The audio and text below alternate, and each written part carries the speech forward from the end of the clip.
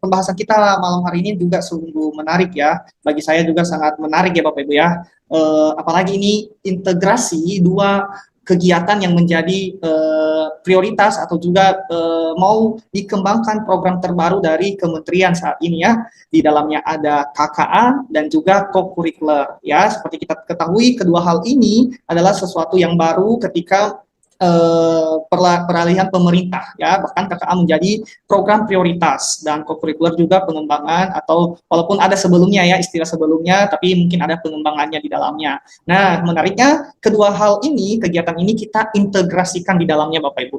Nah, jadi Bapak Ibu, ini sekilas ya tentang saya ya, mungkin Bapak Ibu sudah tahu, tadi juga sudah diceritakan oleh moderator kita, dan Bapak Ibu, jika Bapak Ibu juga ingin melihat karya-karya saya, kira-kira ya, Bapak Ibu tadi mengatakan, atau tadi di sini saya ada pengembang games, platform. Nah, kira-kira apa saja yang sudah pernah saya kembangkan, Bapak Ibu bisa lihat di sini. Kalau Bapak Ibu ke IG saya, di link ini yang sudah ada Bapak Ibu ya, Bapak Ibu bisa melihat di sana. Lalu kemudian Bapak Ibu, inilah target kita malam ini ya. Kita ingin mengerti sekilas tentang co-curricular, lalu nanti kita melihat bagaimana kita menerapkan co-curricular ini dengan menggunakan pendekatan atau cara berpikir secara komputasional. Lalu kemudian nanti kita akan juga merancang proyek lintas mata pelajaran. Nanti juga saya akan berikan contoh-contohnya Bapak Ibu ya. Dan juga nanti ada integrasi AI di dalamnya ya. Integrasi AI di sini ada dua ya Bapak Ibu yang bisa kita lakukan ya Bapak Ibu ya. Dalam proses perencanaan dan juga nanti dalam proses pelaksanaan pembelajaran.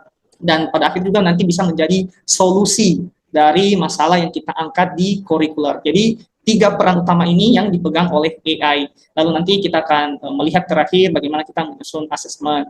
Apakah dalam co-curricular ini menekankan dalam aspek apa? Apakah kognitifnya kah? Apakah sikapnya atau keterampilan? Ya, nanti kita akan bahas ke depannya Bapak Ibu. Nah, Bapak Ibu, kita mau membahas sekilas tentang kurikuler. Saya tidak mau membahas hal ini secara teori ya Bapak Ibu ya, karena ini membutuhkan 32 JP mungkin ya kalau saya membahas ini, tetapi saya mengambil garis besarnya yang berhubungan dengan apa yang kita mau bahas hari ini ya. Seperti kita ketahui Bapak Ibu ya, co-curricular ini merupakan suatu kegiatan pembelajaran yang didesain ya untuk menguatkan, untuk mendalami atau melakukan pengayaan kegiatan dalam mengembangkan kompetensi, terutama dalam penguatan karakter. Ya Bapak Ibu ya, di dalamnya inti atau sebagian besar yang mau dibentuk dari co-curricular ini adalah karakter atau pembiasaan. Ya, pembiasaan sehingga dalam kegiatan co-curricular ini diharapkan ada suatu sikap yang membiasakan anak-anak mereka melakukan setiap hari. Nah, inilah tujuan dari co-curricular ini yang biasa dilakukan mungkin sekali satu semester dalam waktu tertentu, misalnya dalam minggu ini kita akan melaksanakan co-curricular atau dalam bulan ini dilaksanakan sekali seminggu. Jadi sekolah bisa memilihnya Bapak Ibu semua.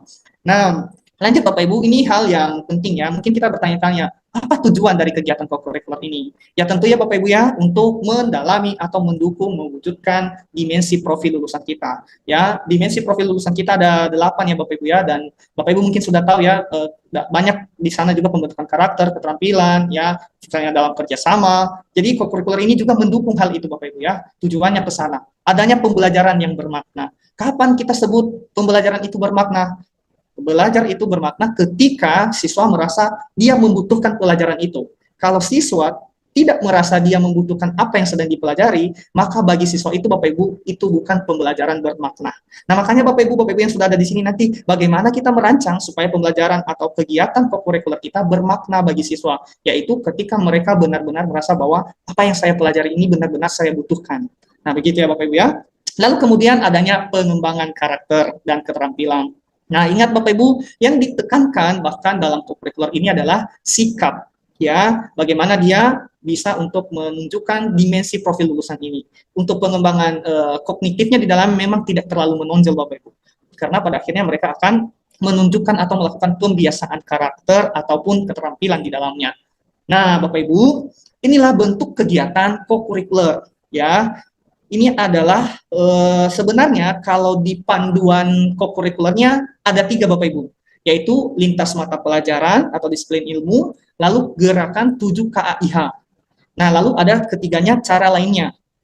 Namun Bapak Ibu, kalau kita membuka panduan STEM, STEM ini juga bisa dilakukan dengan cara melakukannya dengan cara co-curricular. Ya, sekali lagi Bapak Ibu, kalau kita buka panduan dari pemerintah tentang kurikuler, ada dua bentuk yang bisa kita lakukan. Bisa disiplin ilmu, gerakan 7KIH, dan cara lain. Dan kebetulan Bapak Ibu di panduan STEM di kementerian juga, di sini kami ada praktik baik di dalamnya. Kalau Bapak Ibu nanti buka panduannya, Bapak Ibu lihat di halaman 77 ya, yang pernah kami tuliskan atau laksanakan di sekolah ya, ada di dalamnya praktik baik mengenai penerapan STEM dalam bentuk kegiatan co-curricular. Ya, jadi Bapak Ibu ada 4 kalau dihitung-hitung ya. Kalau di panduan ada 3, tetapi kalau kita mengacu pada kegiatan STEM, maka juga di dalamnya bisa dilakukan dengan kegiatan co-curricular. Nah, Bapak Ibu, apa intinya dari kita malam ini ya? Kemana kita condong malam ini untuk pembelajaran KKA? Nah, Bapak Ibu, untuk pembelajaran KKA di dalam pembelajaran co-curricular, maka kita menuju pada bentuk kegiatan ini, Bapak Ibu. Pembelajaran kolaboratif lintas disiplin ilmu. Nah, bentuk kegiatan yang satu ini bisa juga sebenarnya pembelajaran STEM, Bapak Ibu, ya, bisa juga di arah sana, ya. Lalu kemudian Bapak Ibu, mari kita membahas sekilas tentang berpikir komputasional. Itu tadi berarti kita sudah membahas terkait dengan kegiatan co-curricular. Lalu kita meraja supaya kita bisa mengintegrasikan nanti, ya. Seperti kita ketahui Bapak Ibu bahwa KKA salah satu indikator yang paling dasar di dalamnya adalah berpikir secara komputasional. Nah, berpikir komputasional ini yang bisa kita gunakan adalah bisa kita gunakan untuk hasil akhirnya atau integrasi mata pelajarannya, dan juga kita bisa gunakan dalam kerangka kerjanya Bapak Ibu. Sekali lagi, kerangka pembelajarannya. Nah, bagaimana maksudnya? Nah, ini kita lihat salah satu ya Bapak Ibu ya. Salah satu hal yang utama dulu ketika kita berbicara disiplin ilmu, bukan hanya sekedar mencopot, oh ini bisa matematika masuk nih, oh ini bisa IPA, bisa TKN. Nah, Bapak Ibu, jangan kita asal untuk copot-copot saja untuk mata pelajarannya, tetapi benar-benar kita di dalamnya adanya korelasi, adanya integrasi yang bisa kita wujudkan, yang mungkin nanti terlihat di produknya, di tujuan akhirnya, di proses juga boleh, ya. Sehingga Bapak Ibu, kita juga berbicara berpikir komputasional bukan hanya sekedar coding, tapi cara memecahkan masalah yang bisa kita wujudkan di dalam co-curricular. Nah, gimana contohnya untuk pembelajaran ini Bapak Ibu? Nah, sebelumnya kita sudah belajar ini ya, berkali-kali sudah diulang-ulang, mungkin saya secara cepat, Bapak Ibu sudah saya bahas sebelum-sebelumnya juga di guru pembelajar Indonesia ya, tentang 4 hal ya, 4 hal ketika kita berbicara komputasional, yaitu dekomposisi, abstraksi, pola, dan algoritma. Nah, apa itu dekomposisi? Kalau Bapak Ibu lihat dekomposisi, bayangkan aja berarti sesuatu yang membagi-bagi ya, dibagi-bagi, tugas besar dibagi-bagi ke tugas kecil ya. Misalnya kegiatan panitia 17 Agustus, maka dekomposisinya apa? Oh, ada yang ketua, ada yang sekretaris, ada juga kepala-kepala divisinya. Nah, itu namanya dekomposisi Bapak Ibu. Sehingga tujuannya nanti dipecah-pecahkan itu untuk membuat suatu tugas yang besar, yaitu misalnya tadi melaksanakan merayakan 17 Agustus. Nah, itu namanya dekomposisi. Komputer juga berpikir seperti itu Bapak Ibu. Lalu kemudian setelah dekomposisi ada yang namanya abstraksi Bapak Ibu. Ya, abstraksi itu kurang lebih tidak memikirkan yang tidak penting dan fokus apa yang penting. Nah, jadi begitu Bapak Ibu, misalnya ketika saya memetakan co-curricular, berarti kalau saya mau tuju kegiatannya adalah lintas ilmu, maka saya mengabaikan 7 KIH dulu. Ya, saya berfokus pada misalnya mata pelajaran matematika, integrasi IPS, integrasi dengan coding. Berarti mata pelajaran tidak dilakukan selama co-curricular itu. Itu namanya abstraksi. Begitu juga cara komputer berpikir Bapak Ibu. Nanti kalau anak-anak misalnya temanya mengolah sampah, abstraksinya apa? Oh, berarti kita fokus satu hal aja. Misalnya kalau sampah plastik aja. Kalau sampah organik, berarti sampah organik saja. Mereka melakukan abstraksi di dalamnya Bapak Ibu.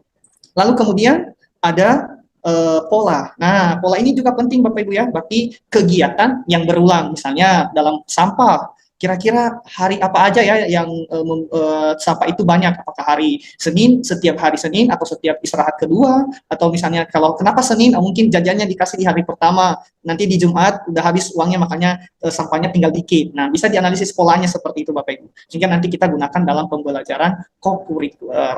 Lalu Bapak Ibu, di sana juga ada yang namanya algoritma. Nah, algoritma secara singkat Bapak Ibu ya, saya cepat-cepat kalau di sini ya, karena sudah berulang-ulang, mungkin Bapak Ibu bosan juga kalau saya banyak bicara di sini ya. Algoritma kurang lebih berarti langkah-langkah yang berurutan, sistematis. Jadi nanti mereka membuat solusi. Langkah pertama apa yang kita lakukan supaya sampah di sekolah tidak berserakan. Pertama kita buat tong sampah, kedua kita membuat poster, keempat lain-lainnya. Nah, jadi langkah-langkah yang berurut.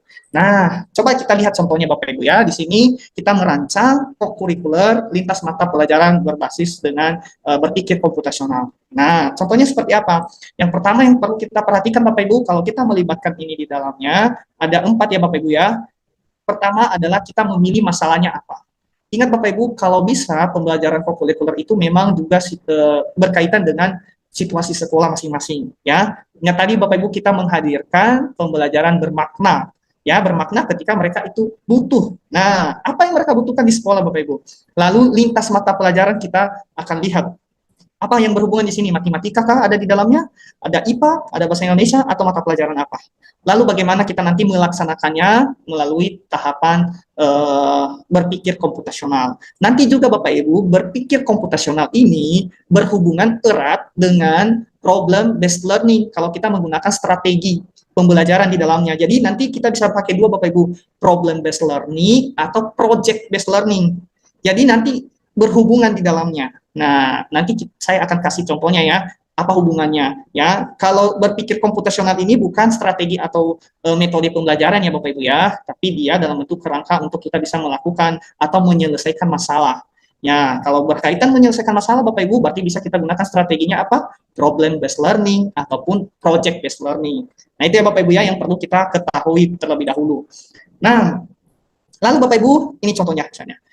Misalnya adalah isu besar di sekolah saya adalah plastik, sampah plastik. Berarti saya akan melakukan kegiatan co-curricular ini selama 1 bulan ke depan untuk mengatasi masalah plastik. Ada macam-macam ya Bapak Ibu ya, di sekolah berbagai macam ya, atau misalnya di suatu daerah, misalnya kalau di daerah 3T ya kita sebut ya, mungkin mereka bisa mengangkat makanan sehat. Nah, mungkin mereka akan membahas MBG nanti di dalamnya atau apapun ya. Jadi bisa disesuaikan dengan daerah atau misalnya stunting ya, bagaimana cara mengatasi kalau di daerahnya stunting ya. Itu misalnya kelas-kelas besar ya bisa menganalisis ke sana ya. Jadi dilihat supaya co-curricular ini bermakna, lihat Bapak Ibu situasi sekolah kita ini lagi butuh apa. Nah, seperti itu ya. Lalu kemudian sudah kita pilih besarnya, lalu kita buat kira-kira kalau sampah ini mata pelajaran apa aja ya di dalamnya yang bisa kita ajarkan. Nah, misalnya mata pelajaran matematika, berarti ada data misalnya di dalamnya atau statistika. Nanti anak-anak akan melakukan investigasi kira-kira data sampah paling banyak ataupun misalnya di berapa kilo per hari sampah di sekolah. Nah, bisa buat di sini Bapak Ibu matematikanya, nanti mereka tampilin grafiknya ya. Lalu kemudian IPA tentunya ya, bagaimana mengenal sampah organik dan anorganik. Bahasa Indonesianya mungkin melakukan observasi ya. Jadi materi ini nanti ada semua dijalankan di dalam kegiatan pembelajaran. Lalu KKA-nya bisa berperan dalam apa Bapak Ibu? Ya pertama tadi dalam kerangka bekerjanya ya, yaitu komputasional, lalu juga di dalamnya algoritma ya. Lalu ternyata kalau kita belajar sampah atau mengolah sampah ini, kita juga bisa mengerti nanti klasifikasi AI, bagaimana AI itu belajar. Nah, Bapak Ibu kalau mungkin pernah mengikuti sebelum-sebelumnya, saya pernah memisahkan sampah di bawah laut menggunakan robot,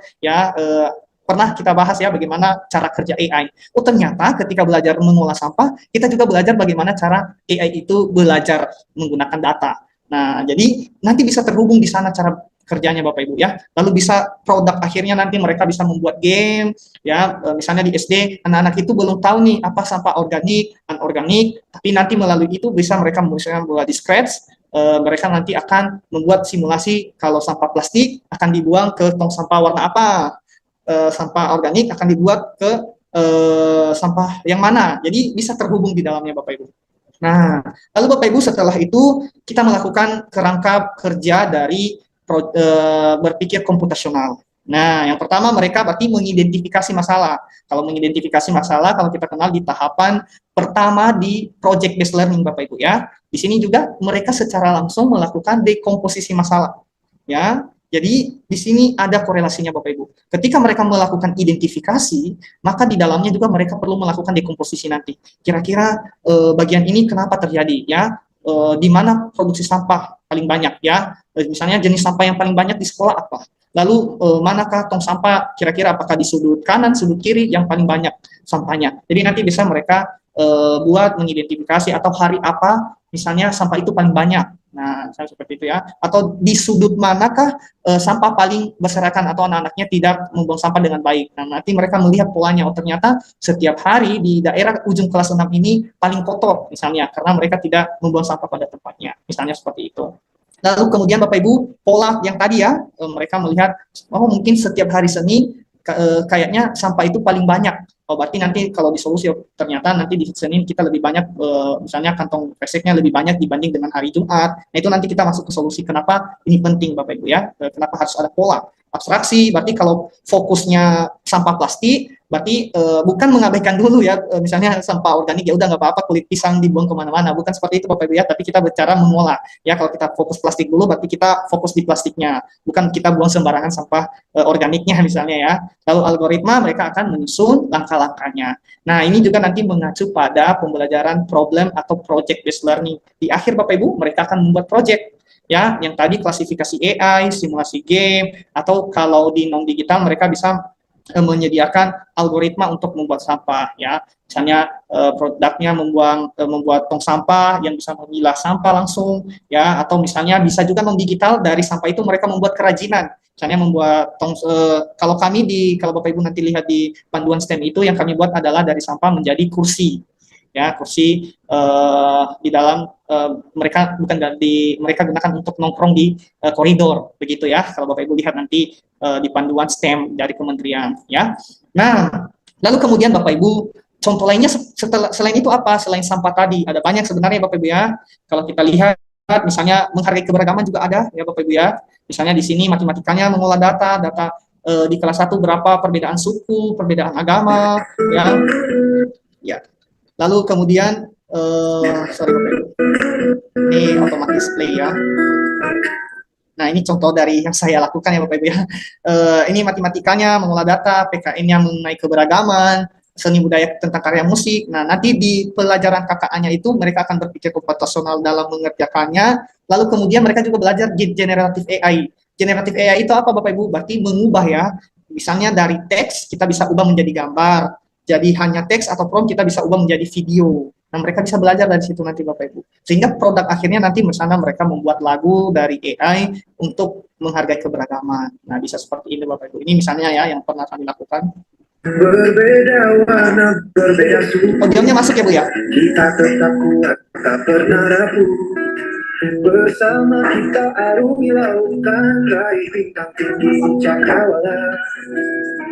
Berbeda bahasa tapi satu tujuan. Nah, kurang lebih itu adalah musik yang dibuat atau lagu yang dibuat melalui AI Bapak Ibu. Ini aktivitas mereka mengumpulkan data, mereka melakukan survei ya untuk tentang keberagaman. Nah, lalu kemudian Bapak Ibu ada lagi hemat energi misalnya ya. Misalnya di sekolah, ternyata di sekolah laporan keuangan yang paling banyak adalah penggunaan listrik. Nah, misalnya dicek dana bosnya, ternyata di sekolah kita ini penggunaan listrik paling banyak pengeluaran kita. Lalu sekolah sudah sepakat, berarti yang kita lakukan adalah kita akan melakukan co-curricular kita di saat ini bagaimana kita menghemat listrik. Nah, bisa juga seperti itu Bapak Ibu ya. Nanti kegiatan co-curricular Bapak Ibu, berarti karakter yang dibentuk apa? Mereka akan menghemat listrik nanti dalamnya. Dan integrasi dari integrasi dari mata pelajaran yang bisa kita lihat juga di sini ada banyak Bapak Ibu ya. Nah, Bapak Ibu, lalu kita masuk